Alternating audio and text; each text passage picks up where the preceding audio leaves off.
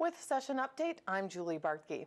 In an effort to provide more of a level playing field for women in the workplace and close some wage gaps, the Senate Environment, Economic Development, and Ag Division discussed the Women's Economic Security Act. But I'm very pleased to be here this morning with a package of 9 bills that are part of what's called the Women's Economic Security Act. Minnesota leads the nation in women's workforce participation.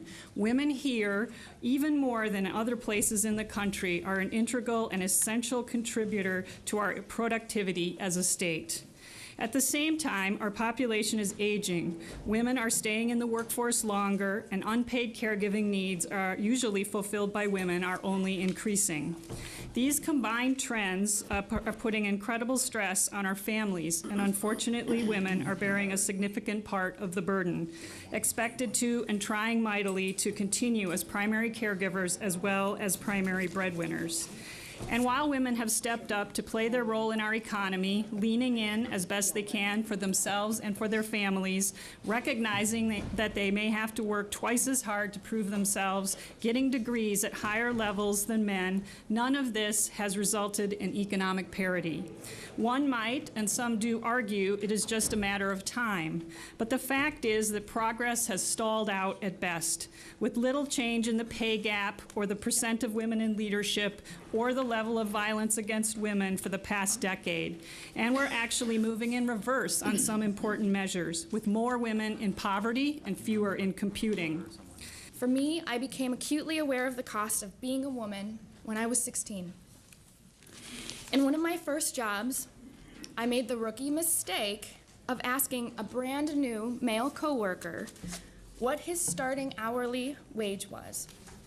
He was from my school district, in the same grade, with the same job title as me. I had already been there about a year. I had broken multiple sales records, and I was elected Employee of the Month. I found out that he was getting paid significantly more than I was.